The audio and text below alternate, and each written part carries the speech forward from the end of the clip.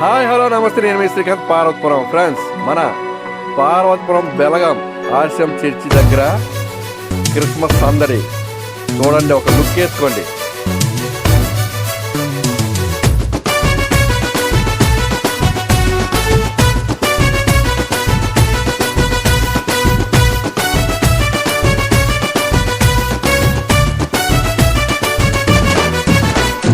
వచ్చింది క్రిస్మస్, వచ్చింది తెచ్చింది పండుగ, తెచ్చింది వచ్చింది క్రిస్మస్, వచ్చింది తెచ్చింది రక్షణ, తెచ్చింది.